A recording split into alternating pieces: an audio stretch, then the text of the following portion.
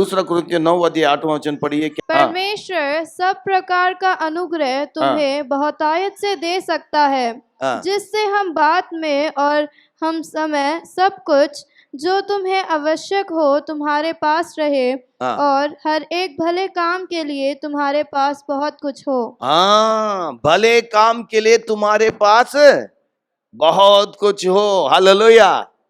बताइए, भले काम के लिए हमारे पास क्या होना है? भले काम के लिए क्या होना है?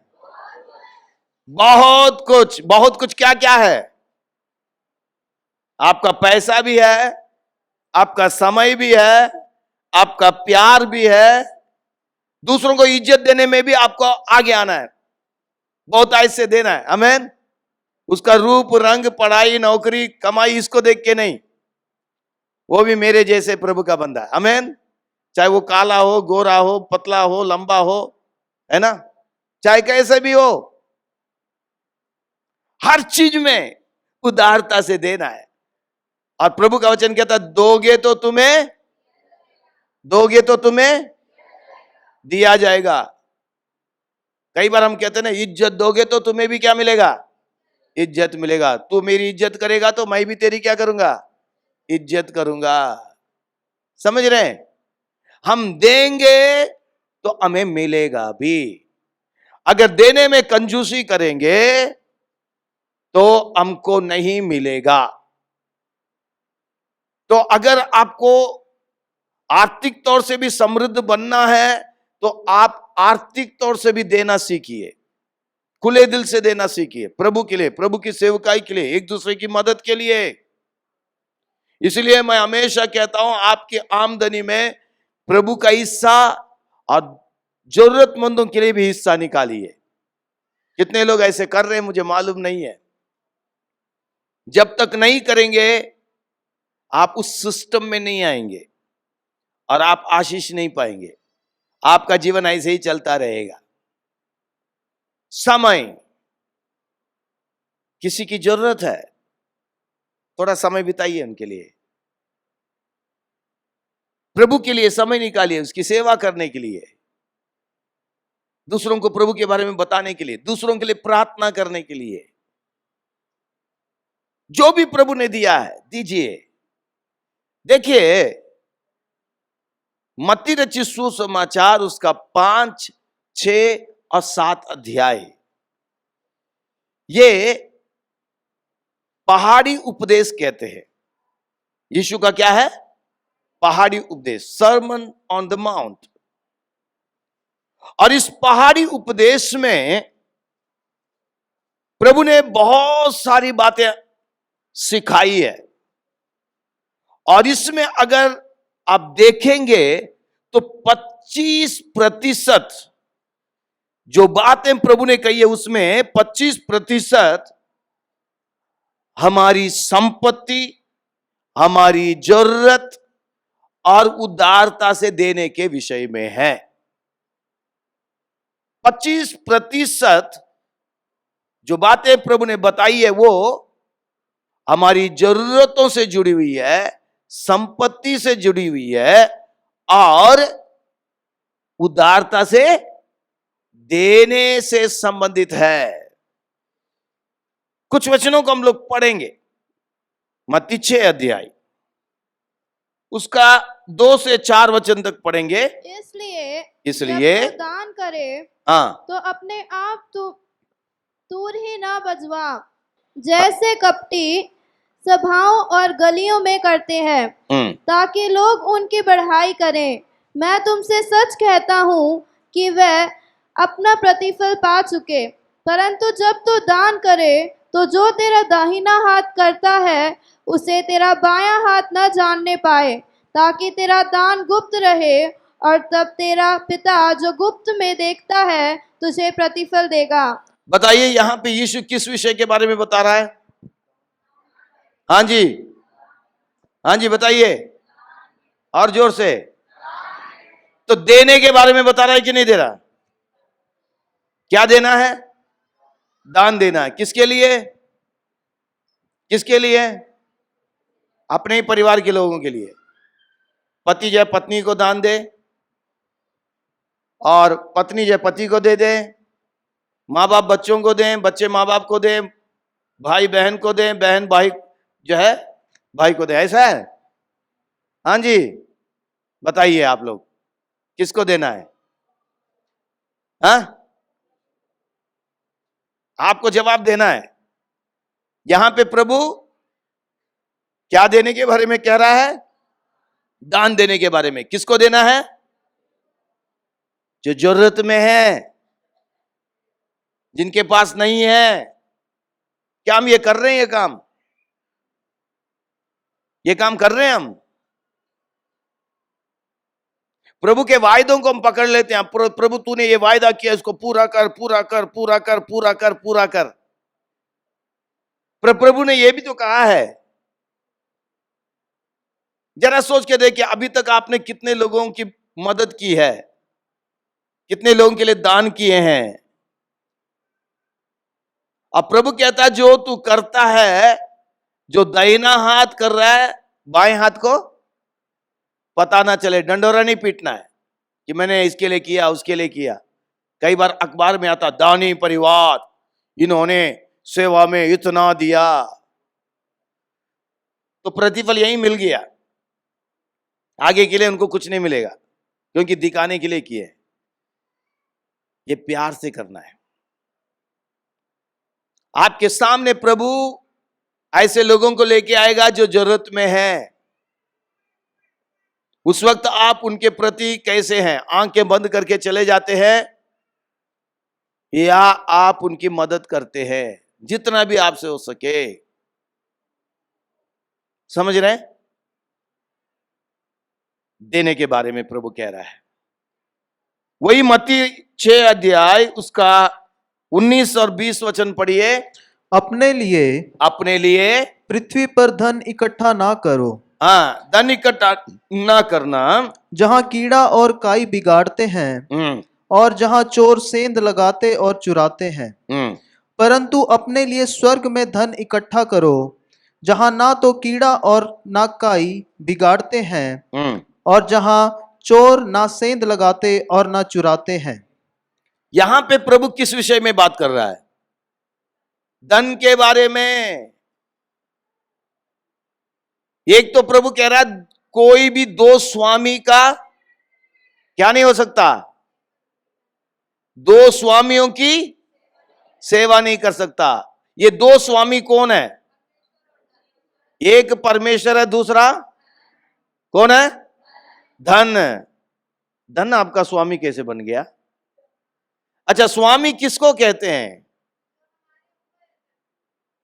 जो हमारे ऊपर नाचता है, राज करे, हुक्म करे। क्या धन आपके ऊपर हुक्म करता है क्या? हाँ, नहीं करता।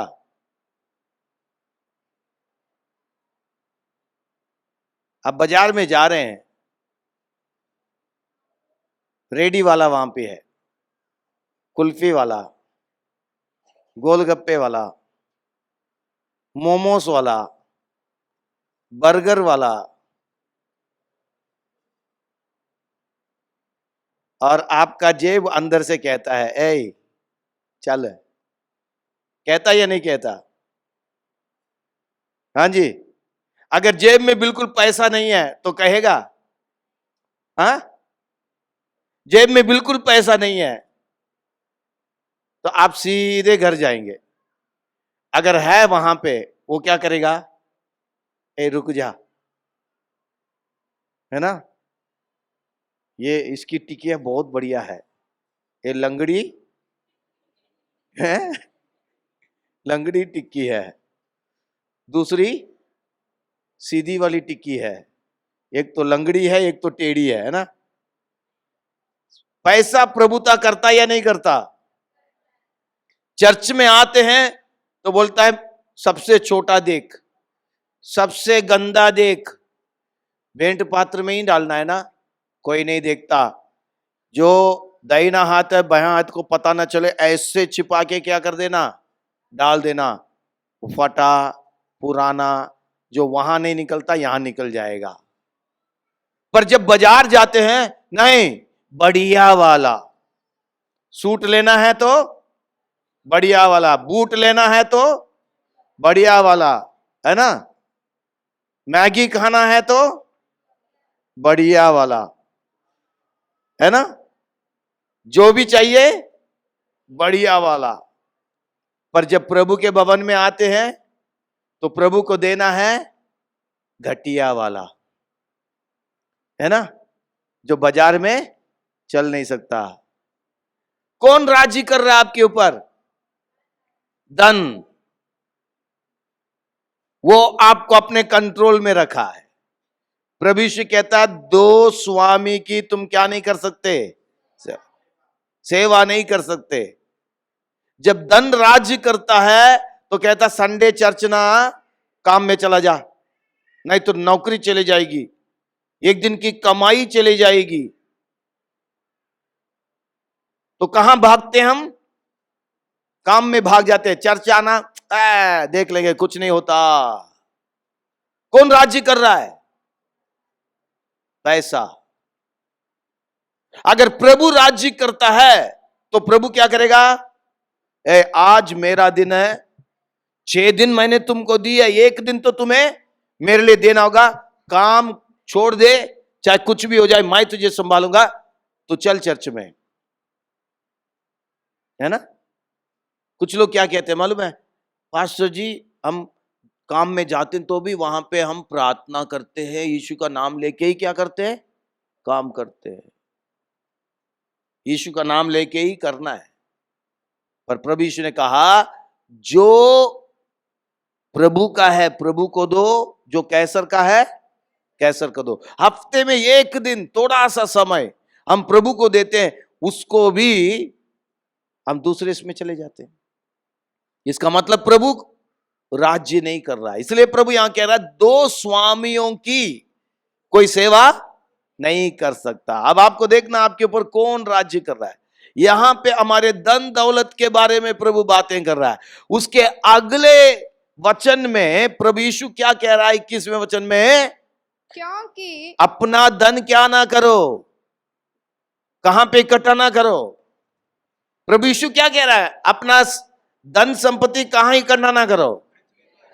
हाँ, पृथ्वी पर ना करो। करोगे तो क्या होगा? कीड़ा खाएगा, और क्या होगा? चोर चोरी करके जाएगा। कहां पे इकट्ठा करो? स्वर्ग में। किस विषय के बारे में बात कर रहा है? धन दौलत के बारे में। ध्यान दीजिए, चर्च के अंदर हम धन दौलत के बारे में बात करते हैं तो पास्टर समस्या में पड़ जाता है, मतलब पास्टर लालची हो गया, पास्टर ये कर रहा है। पर यीशु केवल चंगाई, छुटकारा, उद्धार, पाप क्षमा, स्वर्ग राज्य, केवल इसके बारे में बात नहीं की। वो धन दौलत के बारे में भी क्या कर रहा है? बात कर रहा है। और प्रभु कहता है कि धरती में धन इकट्ठा ना करो। क्या इसका मतलब क्या हम बैंक में पैसा जमा ना करें? हाँ, कल के लिए ना रखें? क्या प्रभु ये कह रहा है? जब कभी भी आप वचन पढ़ते हैं उसके संदर्भ को समझने की जरूरत है। ध्यान दीजिएगा, अगर हम वचन के संदर्भ को हम समझेंगे नहीं तो हम गलत मतलब निकालेंगे और गलत शिक्षा हो जाएगा। यहां पे यीशु ये नहीं कह रहा है कि तुम नहीं कमाना, पैसा अपने लिए जमा नहीं करना, ये नहीं कह रहा प्रभु यीशु। समझ रहे हैं? प्रभु यीशु यहां पे जो बात कह रहा है, तुम्हारा ध्यान किस चीज की ओर है, तुम्हारा मन किन चीजों में लगा हुआ है, तुम किस चीज को ज्यादा महत्व दे रहे हो, तुम्हारा जीने का मकसद क्या है, तुम असली में क्या चीज पाना चाहते हो, तुम्हारे जीवन की प्राथमिकता क्या है। इस विषय पर प्रभु यीशु कह रहा है। इस विषय पर प्रभु यीशु कह रहा है और कहता है धन को ज्यादा महत्व नहीं देना। धन जरूरी है, धन जरूरी है। अगर धन जरूरी नहीं होता तो प्रभु कभी भी भेंट देने के लिए नहीं कहता। कहता प्रभु मैं आकाश और पृथ्वी का मालिक हूं, सोना और चांदी मेरा है, मेरे भवन में तुमको भेंट लाने की कोई जरूरत नहीं है, मैं अपने आप आसमान से भर दूंगा। भरेंगे, यहां पे बरसात होगी, मुझे मालूम है मेरी सेवकाई को कैसे चलाना है। प्रभु कह सकता है ना, पर प्रभु ने ऐसा नहीं कहा। प्रभु कहता है कि मेरे भंडार में लेके आओ। उसकी सेवा के लिए भी धन दौलत की जरूरत है। प्रभु इस बात को जानता है, पर प्रभु कहता है तुम किस चीज को महत्व दे रहे हो। प्रभु कहता है धरती में धन इकट्ठा करने पर ज्यादा ध्यान नहीं देना, ये कभी भी तुम्हें धोखा दे सकता है। समझ रहे? बैंक में भी पैसा रखें तो वो सुरक्षित नहीं है। आप जब यहां पे इकट्ठा करते उसका कोई भरोसा नहीं है कि आप उसको इस्तेमाल कर पाएंगे या नहीं। कई बार लूट जाता है। आप घर में रखें, चोरी हो गई, पिक पॉकेट हो गया। पर प्रभु कह रहा है यहां के बारे में ज्यादा ध्यान ना दो, पर स्वर्ग में ध्यान दो। अपना धन कहां पे इकट्ठा करो? स्वर्ग में। आप यहां पे जो कुछ भी प्रभु के लिए कर रहे हैं, प्रभु के नाम से एक दूसरे की मदद के लिए कर रहे हैं, आप स्वर्ग में धन इकट्ठा कर रहे हैं। हालेलुया। और वहां पे कोई कीड़ा नहीं खाएगा, कोई चोरी नहीं करेगा, वो आपके खाते में रहेगा, सुरक्षित रहेगा, उसका 100% आपको प्रतिफल मिलेगा। आमीन। हालेलुया।